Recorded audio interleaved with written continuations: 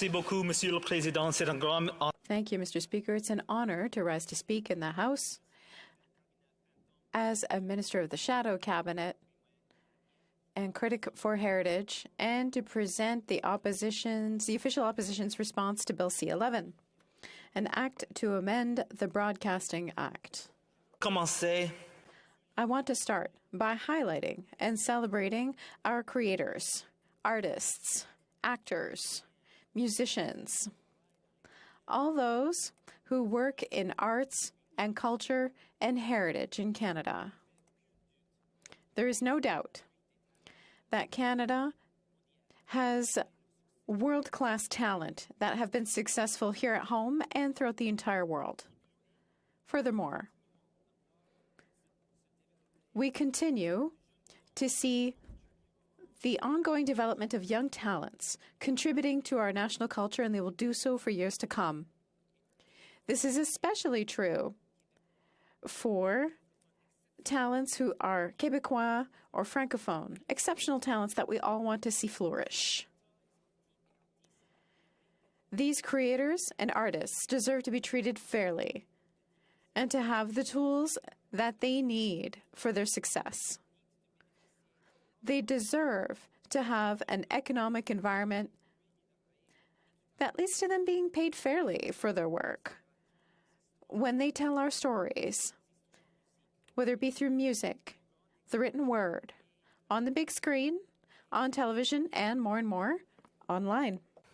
Mr. Speaker, the Broadcasting Act has not been updated in any meaningful way since 1991. And, Mr. Speaker, believe it or not, times have changed a little bit since that time. As a 7-year-old kid in 1991, the phrase, "Be kind, please rewind," reflected so much of the broadcasting world. Now, 3 decades later, as a legislator, I can acknowledge that times have changed. Technology has changed. And how Canadians enjoy Canadian stories has changed. But what hasn't changed, as has been acknowledged, is the legislative and regulatory framework that governs this sector. The Government of Canada, and through the government, the CRTC, must update its approach to the treatment of arts, culture, and media to reflect the realities of the third decade of the 21st century. As many colleagues will know, my riding is home to some of the great cultural institutions in Canada, including the Stratford Festival, Drayton Entertainment, Canadian Baseball Hall of Fame and Museum. What's more, our community has a vibrant music scene through events like Stratford Summer Music, and is becoming a destination for television and film production. So when I was asked to serve as the official opposition's Shadow Minister for Canadian Heritage, I was certainly honored to do so. And it has provided me with the remarkable opportunity to meet with so many arts and culture stakeholders from across the country. I've met with many artists, musicians, and creators who are deeply invested in the future of the industry and the future of this very particular piece of legislation. Monsieur le Président, l'opposition conservatrice. Mr. Speaker, the Conservative opposition agrees that the current system is outdated. However, we have seen the government fail and waver in its efforts to modernize the Broadcasting Act, to adapt to the new digital world in which we live, and prepare for future disruptions of the landscape that we cannot even imagine today. And that, Mr. Speaker, is what the government and the CRTC ought to be doing. They should be there to ensure they are not in the way of the next disruption or the next innovation. Rather, they should be there to lay out the ground rules, to ensure that when that next disruption happens, when that next innovation happens, it happens right here in Canada.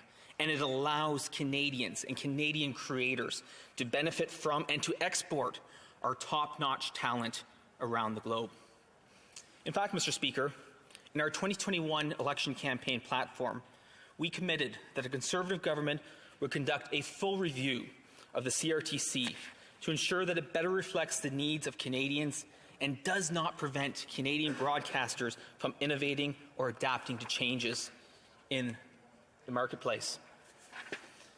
And speaking of election platforms, Mr. Speaker, I want to be clear about where our Conservative opposition stands on updates to the Broadcasting Act related to foreign streaming service. Notre plateforme a dit clairement que nous soutiendrions un... Our platform clearly states that we want to have a legislative tool that updates the Broadcasting Act in order to respond to the realities of a market that lives increasingly online, to give certainty to businesses and choice to consumers. Our approach will require that large broadcasting and streaming services such as Netflix, Disney Plus, and Amazon Prime Video reinvest a considerable part of their gross Canadian revenue into the production of original programming in Canada, and a fixed part of that will be in French. If they don't do it willingly for a given year, they will have to put the difference into the Canada Media Fund. The proportion chosen will vary according to the nature of the service and will be determined according to the best practices of other countries, including Europe and Australia, and the nature of the Canadian market. Reinvestment requirements into content will also recognize and encourage partnerships with independent Canadian producers. Mr. Speaker, we were also very clear in our platform that we would do this while ensuring that Canadians who uploaded content to social media platforms continue to enjoy the freedom of speech and the ability to express themselves freely within the confines of Canadian law. Let me be clear. Most Canadians understand and expect that large, foreign-owned streamers ought not to be given advantages over the regulated Canadian broadcasting sector. Large, foreign streamers should pay their fair share.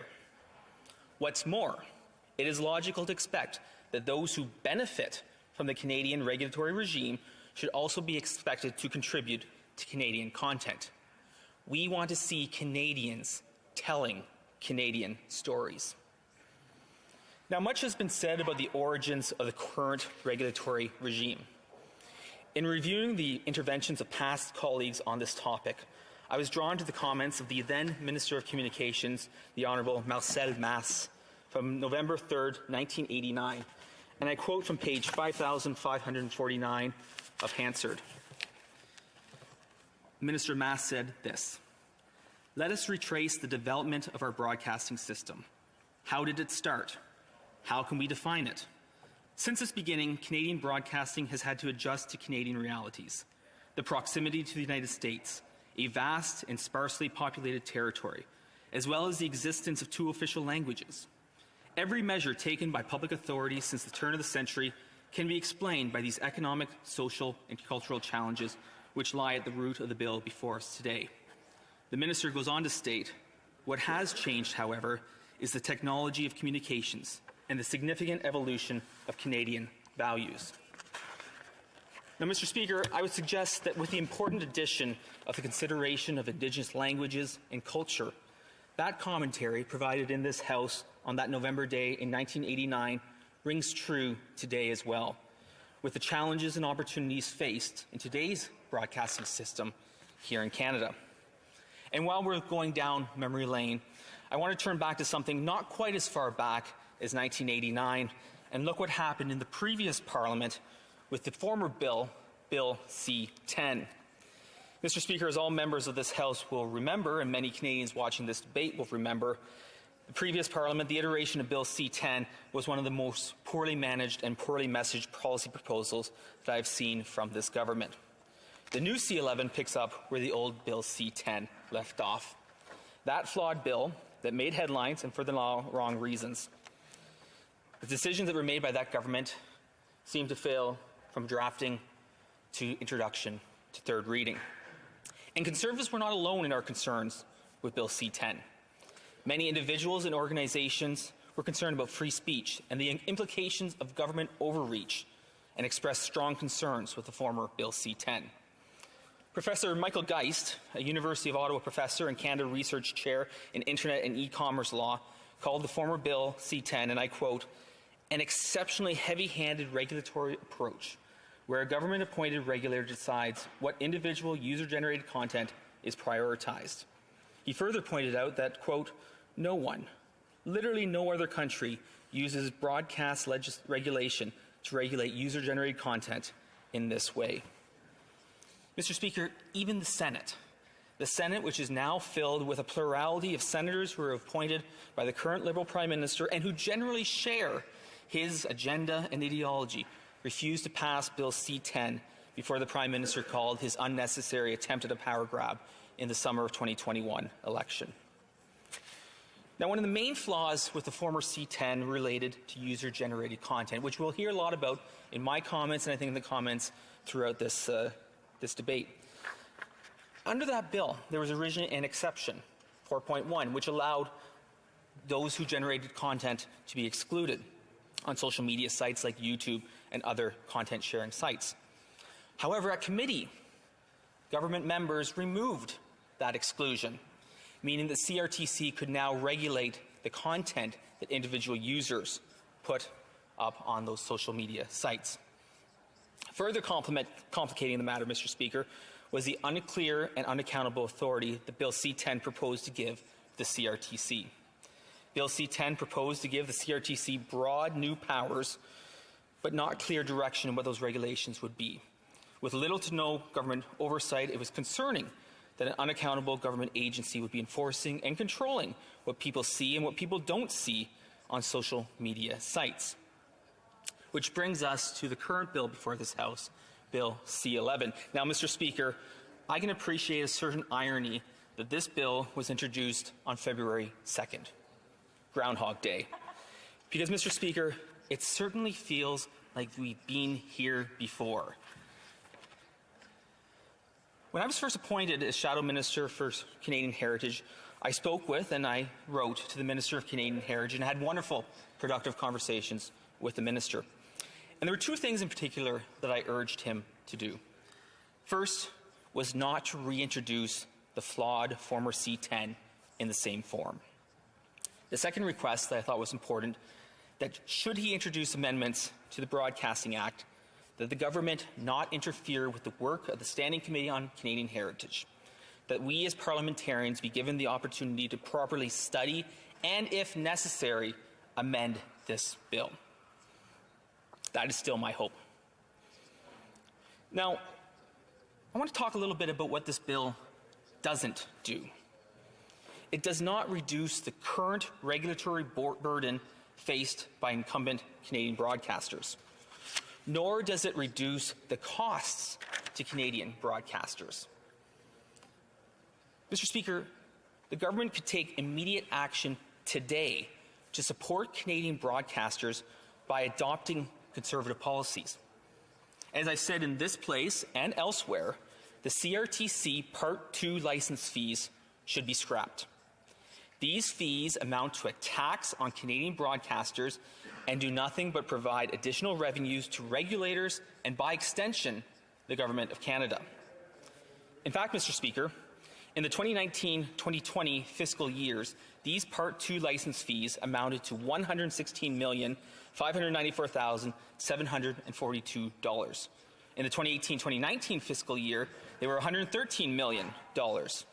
In those 2 years alone, that amounts to $250 million that went to CRTC coffers rather than contributing to Canadian programming. This bill, unfortunately, does not scrap Part 2 license fees. Now, Mr. Speaker, as I hinted at earlier, we'll be talking a fair bit about user-generated content. Now, in the old C-10, there was an exclusion for user-generated content, which was then excluded at committee in the melee that was clause-by-clause consideration of Bill C-10. Now, in Bill C-11, the government has reintroduced an exclusion on user-generated content on social media, and it is known as Section 4.1 of Bill C-11. But in what can only be considered as the ultimate in bureaucratic language, the Liberals added an exclusion to the exclusion as Section 4.2.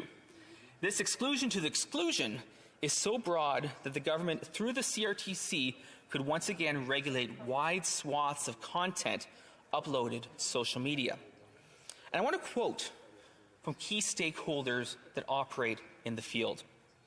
I want to quote from Matt Hatfield from Open Media, who said this, quote, "Trying to exclude user-generated content from CRTC regulation is a good step, and an acknowledgement by the government that last year's Bill C-10 was a mistake. The problem is that it isn't clear if they've actually excluded user-generated content. They're working from a foundation of a clean separation of professional and amateur content on the internet that simply doesn't exist. Major Canadian internet productions like podcasts could find themselves in the worst of all worlds, subject to CRTC regulation while not able to seek CanCon funding." Now, what concerns me and what concerns our official opposition is the impact that this will have on creators, especially digital-first creators, who have found success in the digital world and should be encouraged rather than hindered.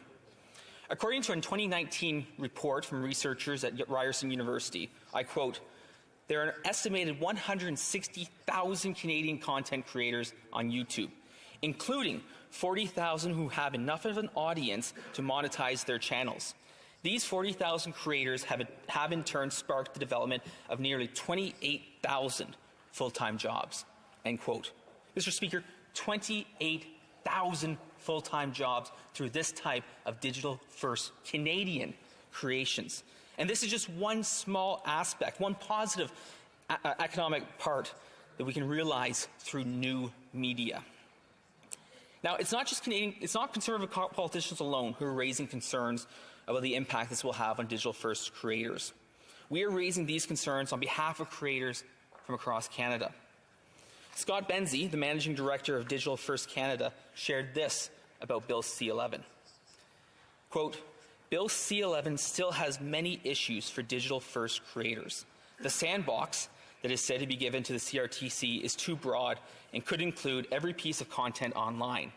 Most concerning, though, is that there is still room in the bill for the government to force platforms to put approved Canadian content ahead of independent Canadian content and artificially manipulate algorithms. Even in the best-case scenario, this bill only has downsides for digital-first creators, while traditional media industry gets their funding doubled." And I would go on as well, Mr. Speaker, to Megan Fortier, CEO of Skyship Entertainment, who shared these comments. "In Canada, digital content creators have built a successful, thriving industry on platforms such as YouTube, TikTok, and others that exports a huge amount of Canadian content to the rest of the world. Creators bring revenue from other countries back home to Canada and use it to hire Canadian workers and pay Canadian taxes. They've done this through their entrepreneurial spirit, their hard work, and largely without government interference or assistance. This achievement should be supported, celebrated, and encouraged." Now, Mr. Speaker, I know my time is running short, so I do want to offer a few final comments about Bill C-11, including the broad powers that are delivered to the CRTC. We as parliamentarians have a duty to examine and review proposals of the government. The challenge with this piece of legislation is the degree to which government envisions delegating its regulatory power to another entity, in this case, the CRTC. This is being done without, as of yet, clear policy direction from the government as to how these regulatory powers would be interpreted. This just trust us approach does not inspire confidence. One example is the concept of discoverability, which could be so broad and vague that Canadians be rightly concerned about what content the CRTC would include or would have prioritized for Canadian viewing, and by extension, what will be further deprioritized for viewing by Canadians. Also, Canadians want to know what constitutes Canadian content in the digital world. As I mentioned before, we want to see Canadians telling Canadian stories. But what isn't clear is how the CRTC will adjust its criteria to ensure that real Canadian stories are captured within the CanCon rules.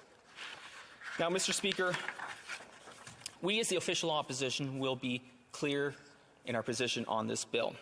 While we will not be supporting this bill at second reading, we will nonetheless fulfill our role as Her Majesty's loyal opposition in proposing reasonable amendments at committee. Mr. Speaker, our Conservative opposition will be there for Canadian creators, artists, and broadcasters in asking the tough questions and raising the important concerns here in this House and at committee, Mr. Speaker. Thank you, Mr. Speaker. Question commentaire.